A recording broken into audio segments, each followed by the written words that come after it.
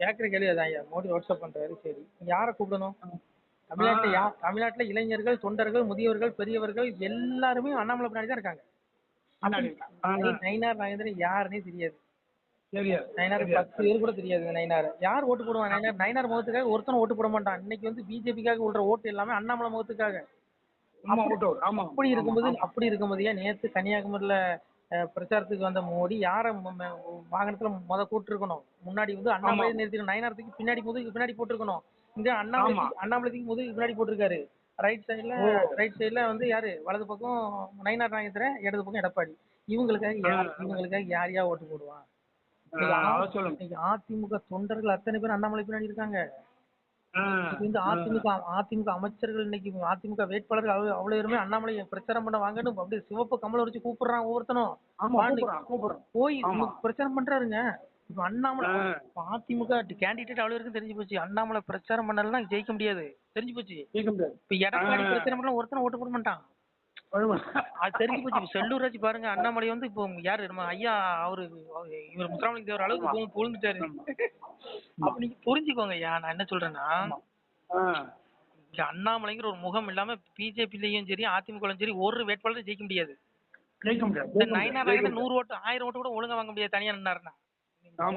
ஓட்டு அத்தனையுமே அண்ணாமலைக்குள்ள ஓட்டு தான். அப்போ மோடி அவர்கள் யார ரோட் ஷோ போகும்போது வலது பக்கம் முன்னாடி நிறுத்தி கூட்டி போயிருக்கணும், முன்னாடி நிக்க வச்சிருக்கணும். அண்ணாமலை இவரு ரொம்ப வருத்தங்க. நேத்து அந்த ரோட் ஷோ பார்க்கும்போது தொண்டர்கள் கீழே குதிக்கிறான். அண்ணாமலை கத்துறா, அண்ணாமலை முகமே தெரிய மாட்டேங்குதுங்க, மறைச்சிக்கிட்டாங்க. இந்த பக்கம் எடப்பாடி, இந்த பக்கம் பொன் ராதாகிருஷ்ணன், முதுகுக்கு முன்னாடி அண்ணாமலை. ஏங்க என்ன எப்படி ஒரு தலைவன் இவரை கொண்டு இதை அவரை அசிங்கப்படுத்த மாதிரி தானங்க இது? சும்மா அசிங்கப்படுத்த மாதிரி தான். நீங்க இன்னைக்கு திருச்சியில மீட்டிங் சும்மா என்னமோ எல்லாருமே நீங்க சொல்ல அண்ணாமலை தான் கூப்பிடுறான். ஏடிங்க பின்ன ஏங்க அண்ணாமலைங்கிற முகம் இல்லாம இன்னைக்கு எடப்பாடி முதலமைச்சர் ஆக முடியாது. அண்ணாமலை தயவு தேவை. ஆமா ஆமா. அதனால இங்க புரிஞ்சுக்குவாங்க. இங்க வந்து என்னமோ நடக்குது. எனக்கு என்னமோ பண்றதே பிடிக்கல. எல் முருகன் எத்தனை வரைக்கா தெரியும் சொல்லுங்க? அவருக்கு 2 முறை மந்திரி பதவி. என்னையா கொடுமை நாட்டுல? இந்த கட்சிக்காக உழைச்ச கட்சி ராஜா வயோதிகம் ஆயிட்டு இனி அவரு ஓர கட்டிடுவானுங்க. அப்படியே உண்மையான உழைப்பாளிங்க, கள போராளிங்க. இந்த மனுஷனுக்கு நீங்க கவர்னர் பதவி கொடுத்து அழகு பார்த்திருந்தேன்னு வச்சுக்கோ, அவ்வளவு தொண்டர்களும் சந்தோஷப்படுவான். பிஜேபி தொண்டர்கள் இவனுக்கு கட்சிக்காக உழைக்காதவன் ரோட்ல எவனே தெரியாது எல்லாத்தையும் கூட்டு பதவி கொடுக்குறான். ஆனா இந்த கட்சிக்காக உயிர் தியாகம் பண்ணவே நிறைய பேர் இருக்கான் தமிழ்நாட்டுல. குடும்பங்கள் நிறைய இருக்கு. அவங்களுக்கு எல்லாம் எதுவுமே இது வரைக்கும் செய்யலவீங்க.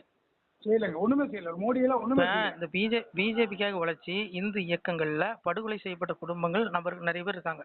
சில குடும்பங்கள் ஒரு உறவினர்களை இழந்தவங்க இருக்காங்க. அந்த குடும்பத்துல ஒரு பதவி கொடு, எம்எல்ஏ சீட்டு கொடு.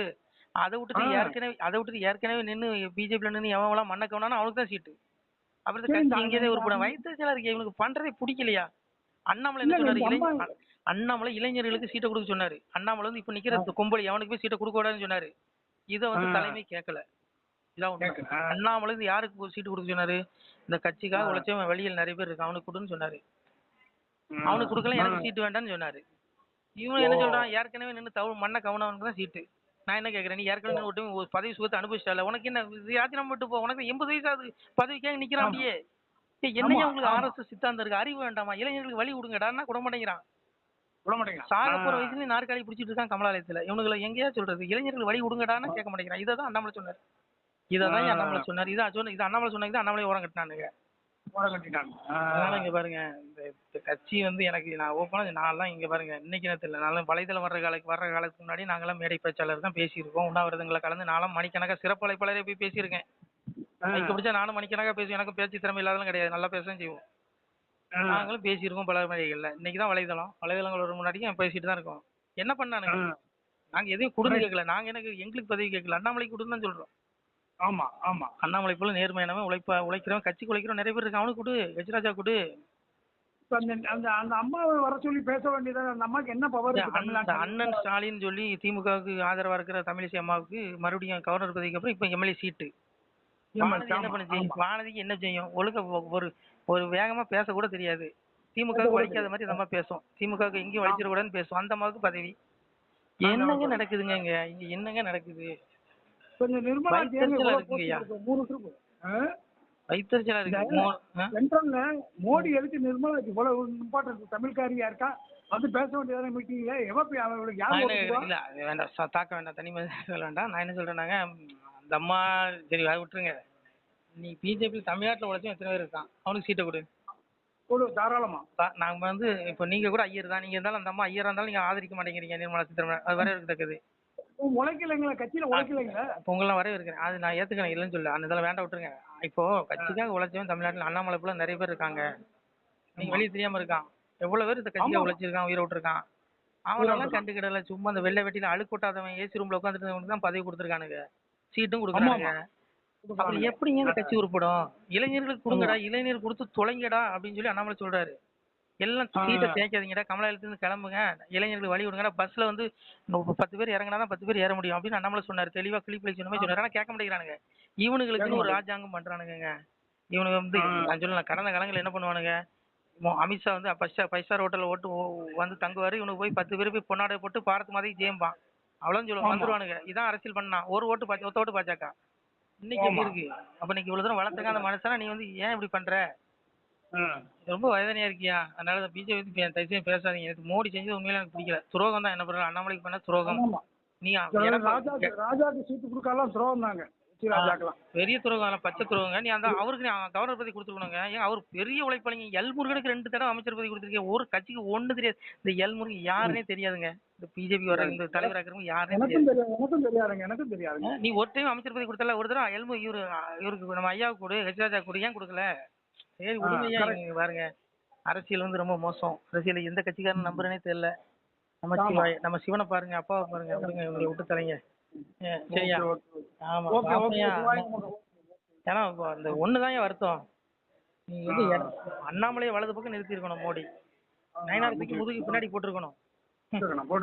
இப்ப இதனாலவே நிறைய பேர் வெறுப்புல இருக்கான். ஏன் இவர் இப்படி பண்றாரு சும்மா. சரி விடுங்க, பாத்துக்கலாம். ஓம் நம சிவாய். திருச்சிட்டம்பலம். அப்படியே ரெக்கார்டிங் போட்டு நல்லா. சிவாய நம. திருச்சிட்டம்பலம். அன்புடையர் வணக்கம். தாங்கள் இந்த வீடியோவில் பார்க்கக்கூடிய இந்த சிவாலய புகைப்படம் பாருங்கள். இந்த வீடியோ பாருங்கள். இதில் வந்து ஆதியில் வந்து பார்த்திங்கன்னா இதில் ஒரு சிவாலயம் இருந்திருக்கிறது. ஒரு சித்த மகாபுருஷன் இங்கே இருந்திருக்கிறார். அவர் எழுதிய ஓலைச்சுவடி, அவர் தவம் செய்த அந்த வாசி தண்டம் இன்றளவும் நமது இந்த ஆலயத்தில் இருக்கிறது. தற்போது இந்த ஆலயம் பார்த்திங்கன்னா நெல்லை மாவட்டம், திருநெல்வேலி மாவட்டம், 4 நேரி தாலுகா, ஆண்டான்குளம் கிராமம் அருகிலே ஒரு இயற்கை எழில் கொஞ்சம் இடத்திலே அவர் சித்தர் தவம் செய்த அந்த இடத்திலே ஆலயம் அமைந்து கொண்டிருக்கிறது. அப்பாவுடைய அந்த திருமேனி இப்போ பாலாலயம் செய்து எடுத்து வைக்கப்பட்டுள்ளது என்பதை தெரிவித்துக் கொள்கிறோம். இந்த திருமேனி, இந்த சிவாலய கட்டுமான திருப்பணிக்கு அன்பு பிள்ளைகள் முடிந்தால் ஒரு சிறிய உதவியை செய்யலாம். அதாவது இந்த சிவாலய திருப்பணி தற்போது உபபீடம் வரைக்கும் வந்துவிட்டது. தற்போது கர்ப்பகிரகம் கட்ட எங்களிடத்தில் பொருளாதாரம் இல்லாத காரணத்தினாலே தங்களிடத்திலே 2 கரம் கூப்பி ஏகபரா குரு பிச்சை என்று அப்பாவுடைய திருநாமத்தை கூறி பிச்சை கேட்கிறோம். மக்களே, முடிந்தால் உதவுங்கள். இல்லை என்றால் ஒரு 2 பேருக்காவது பகிருங்கள். இதை பார்க்கக்கூடிய யாராவது ஒரு சிறிய உதவி செய்தாலும் கூட எங்களால் முடிந்த இந்த திருப்பணியை முடித்து விடுவோம். இந்த ஆலயத்திற்கு தாங்கள் 1 ரூபாய் மனம் உவந்து தந்தாலும் நாங்கள் அன்புடன் ஏற்றுக்கொள்கிறோம். விருப்பமுள்ள பிள்ளைகள் உதவலாம், உதவுங்கள். எங்களுடைய ஜிபே எண் 93 85 44 31 06. மீண்டும் சொல்கிறோம், 93 85 44 31 06. இந்த எண்ணுக்கு நீங்கள் முடிந்தால் நீங்கள் 1 ரூபா மனமு வந்து தந்தாலும் அன்புடன் ஏற்றுக்கொள்கிறோம். பிள்ளைகளே, எம்பெருமானுடைய அப்பன் அருள் நிச்சயம் உங்களுக்கு கிடைக்கும். நான் சொல்லலை, அப்பாவே சொல்லுவான், வாழுவீர் தாழ்வில்லாமல் மக்களும் கிளைகள் கொஞ்சி நாளுமே மகிழ்ச்சியை கூர்ந்து நலமுடன் வாழும்போது நீளுமே எனது செங்கோல் நீதியும் நெறிபோல் வந்து ஆளுமே உங்கள் தன்னை அன்புடன் அலையா வண்ணம் மக்களே நீங்கள் எல்லாம் வாழ் பொன்னம் பதியிற் சென்று முக்கியமான யுகநிலம் அதிலே தன்னால் கக்கிய பொன்கள் ஸ்வர்ணம் கைமணம் குளிர அன்னம் பொக்கிசம் நிறைய வைத்து புகழ உண்டு இனிதாய் வாழ்வீர். நான் வாழ்த்தல பிள்ளைகளே, அப்பாவுடைய வாழ்த்து. அப்பா சொல்கிறான், என் பிள்ளைகள் இகத்திலும் இந்த பூலோக வாழ்விலும் இன்புற்று வாழும் பரத்தில் என்னுடைய அந்த ஜீவ வீடு, அந்த மோட்ச வீடாகிய அந்த கைலாயத்திலே இவர்கள் பூமியில் வாழ்ந்து அங்கே வந்த பிறகு அவர்களுக்கு நான் எவ்வளவோ பரிசு கொடுப்பேன் என்பதை இறைவன் திருநாவாக சொல்கிறான். மக்களே, இதை நான் சொல்லலை. அப்போவே சொல்லுவான், ஆணுடன் பெண்ணும் பெற்று அதிகமாய் செல்வமாகி தானுட நினைவு முற்று தர்மமும் நெறியும் கற்று வேணும் நீள் காலம் எல்லாம் மெல்லியருடனே வாழ்ந்து பூணுதல் கமலநாதன் பொற்பதம் பெற்று வாழ்வீர். அப்பா சொல்கிறான், ஆணுடன் பெண்ணும் பெற்று அதிகமாய் செல்வமாய், என் பிள்ளைகள், என்னை வழிபடக்கூடிய பிள்ளைகள், என்னை வணங்கக்கூடிய பிள்ளைகள் பூமியிலே ஆணுடன் பெண்ணும் பெற்று அதிகமாய் செல்வமாகி நான் தானுடன் நினைவுமுட்டு தர்மமும் நெறியும் கட்டு நீதி நெறியோடு வாழ்ந்து என் பிள்ளைகள் என்னை வந்து அடைவார்கள் என்று அப்பனே சொல்கிறான் மக்களே. அதனால் இந்த சிவாலய திருப்பணிக்கு உதவி செய்யக்கூடிய பிள்ளைகளுக்கு எம் பெருமான் அப்பாவுடைய ஈசனுடைய அந்த திருவருள் நிச்சயம் கிடைக்கும் என்பதில் எல்லளவும் ஐயமில்லை மக்களே. முடிந்தால் இந்த வீடியோ 2 பேருக்காவது பகிருங்கள். நன்றி. நம சிவாய. திருச்சிட்டம்பலம்.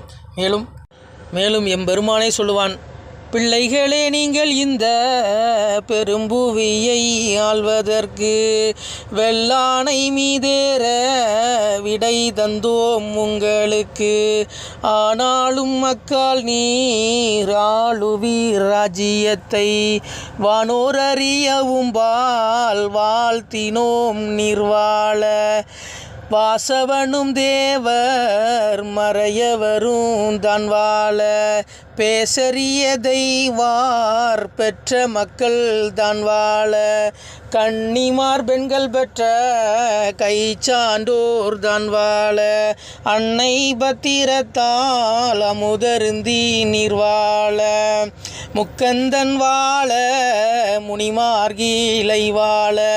தக்கந்தலை துணித்த தம்பிரான் தான் வாழ. மேலோக நீதி விளங்கி மனுவாழ.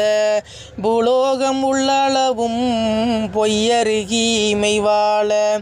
நல்லோரும் வாழ நவில் போரும் தான் வாழ. எல்லோரும் வாழ இருந்து நீடூழி வாழ்க. அப்பா சிவபெருமானை வாழ்த்துறான். வானோர் அறியவும் வாழ்த்தினோம் நீர்வாழ. வானவர்கள் தேவர்கள் அறிய உங்களை வாழ்த்துகிறேன் பிள்ளைகளே.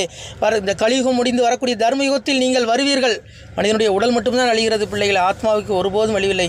அந்த ஆத்மா இறைவனை தேடக்கூடிய பிள்ளைகளுக்கு ஒருபோதும் அழிவில்லை. அவர்கள் ஜீவ விட்டை முக்தி விட்டை அடைவார்கள். அது மட்டுமல்லாமல் இந்த கலியுகம் அழிந்து வரக்கூடிய அந்த ஸ்வர்க்கத்துக்கு இணையான அந்த தர்மயுக வாழ்வையும் பெறுவீர்கள் என்று அப்பன் சிவபெருமானை வாழ்த்துகிறான். அது என்னுடைய பாடல் அல்ல, அப்பாவுடைய பாடல். நம சிவாய. பிள்ளைகளே, முடிந்தால் இந்த வீடியோ 2 பேருக்காக ஷேர் பண்ணுங்கள். உங்களுக்கு கோடி புண்ணியம் கிடைக்கும். ஈசன் அருள் பரிபூர்ணமாக உண்டு. உங்களால் ஒரு சிவாலயம் பரிபூர்ணமாக திருப்பணி முடியும் என்பதை நம்புகிறோம் மக்களே. சிவாய நம. திருச்சிட்டம்பலம், தில்லையம்பலம், பொன்னம்பலம்.